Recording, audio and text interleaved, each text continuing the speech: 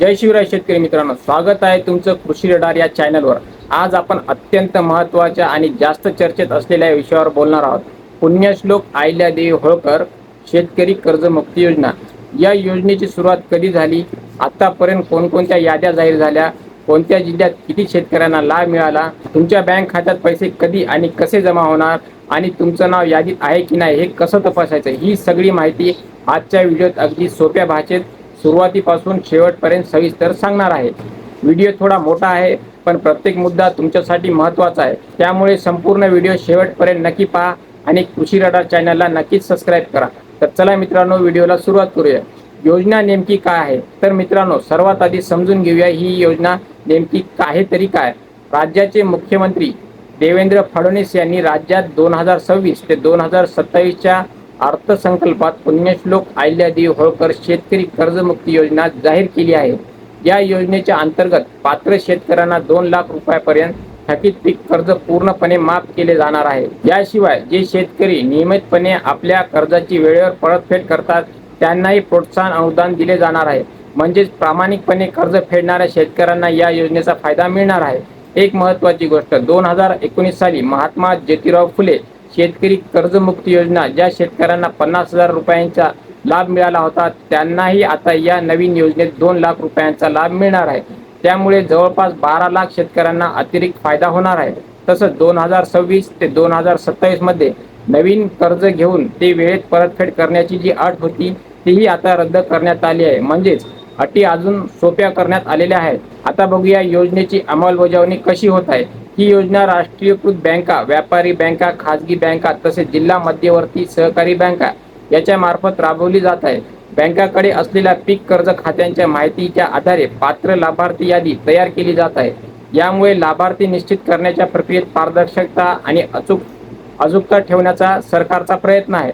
लाडकी बहीण योजनेच्या अनुभवानंतर फक्त खऱ्या आणि पात्र शेतकऱ्यांनाच लाभ मिळवण्यासाठी यासाठी केंद्र सरकारच्या प्राप्तिकर म्हणजेच इन्कम टॅक्स विभागाकडून करदात्या शेतकऱ्यांची माहिती मागून पडताळणी केली जात आहे। म्हणजे जे शेतकरी आयकर भरतात किंवा योजनेच्या अटींमध्ये बसत नाहीत त्यांची नाव यादीतून वगळण्यात जाऊ शकतात। निधी वितरणासाठी सरकारने बँक ऑफ महाराष्ट्रामध्ये एक विशेष पूल बँक खाते उघडून ठेवले आहे। हे खातं फक्त आणि फक्त कर्जमुक्ती योजनेच्या व्यवहारासाठी वापरले जाणार आहे।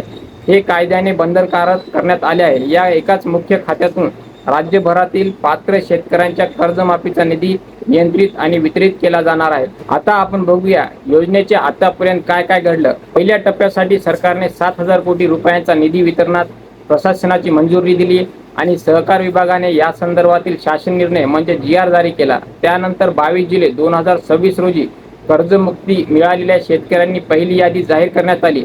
26 जुलै 2026 रोजी तिसरी यादी जाहीर झाली, ज्यामध्ये राज्यातील 16,96,000 शेतकरी कुटुंबांचा समावेश करण्यात आला आहे आणि याद्वारे सुमारे 13,000 कोटी रुपयांची कर्जमाफी मिळणार असल्याची माहिती सहकार मंत्री बाबासाहेब पाटील यांनी दिली।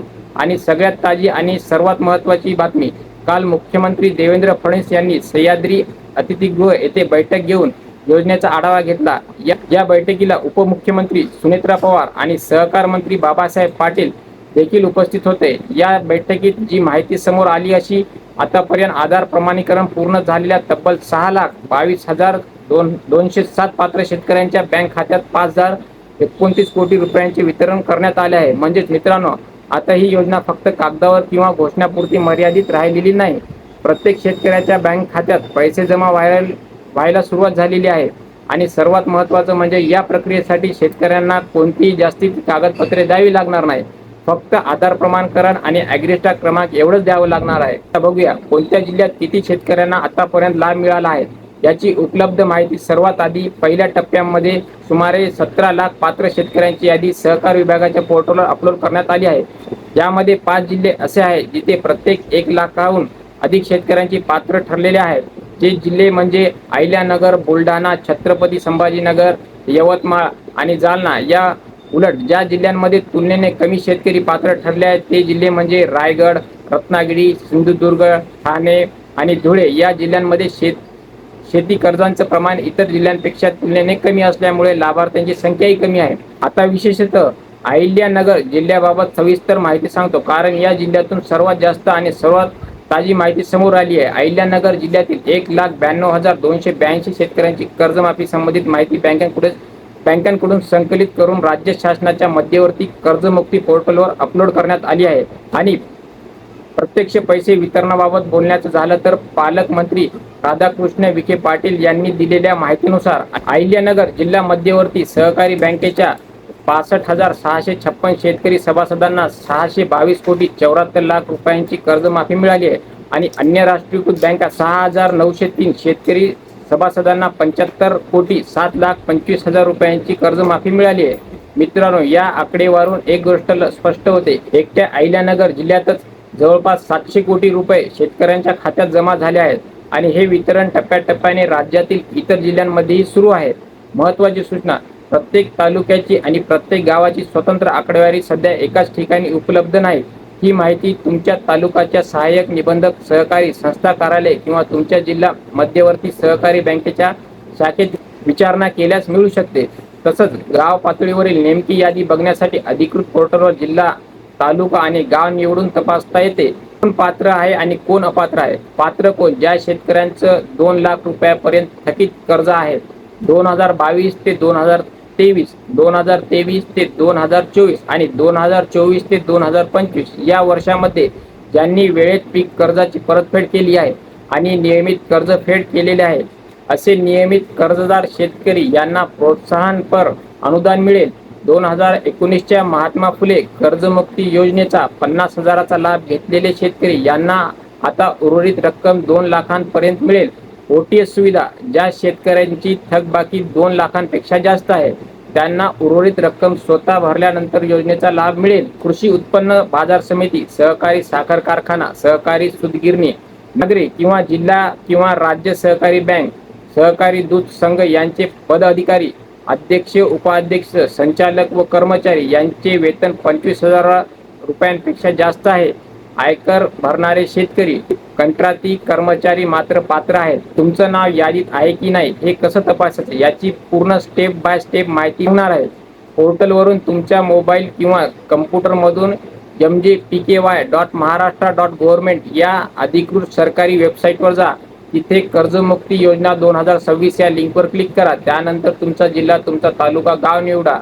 खाते क्रमांक किंवा आधार क्रमांक आधारे शोधता येते. आता पद्धत 2, आपले सहकार सेवा केंद्र. राज्यात कार्यरत असलेल्या सुमारे 32,000 आपले सहकार सेवा केंद्रामधून पात्र लाभार्थ्यांचा आधार प्रमाणीकरण करण्याची सुविधा उपलब्ध करून देण्यात आलेली आहे.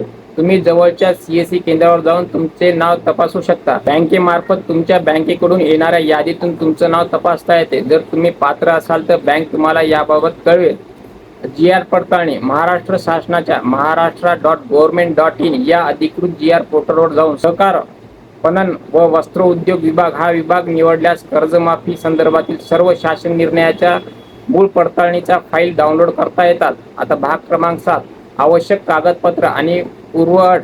अर्ज प्रक्रियेसाठी खालील गोष्टी अनिवार्य आहेत. आधार प्रमाणीकरण पूर्ण असणं अनिवार्य आहे. हे नसेल तर योजनेचा लाभ मिळणार नाही. ॲग्रीस्टॉक पोर्टलवर नोंदणी करून फार्मर ID तयार करणं अनिवार्य करण्यात आलेलं आहे. ज्या शेतकऱ्याची ही नोंदणी अजून बाकी आहे त्यांनी ती तातडीने पूर्ण करावी, असं आवाहन जिल्हाधिकारी आणि सहकार विभागाने केले आहे. बँक खातं आधार क्रमांकाशी लिंक असणे गरजेचं आहे, जेणेकरून थेट DBTच्या माध्यमातून रक्कम जमा होऊ शकते. जर तुमचे कोणतेही कागदपत्र अपूर्ण असतील तर तुमच्या संबंधित बँके शाखेत जाऊन ते जमा करावे लागतील.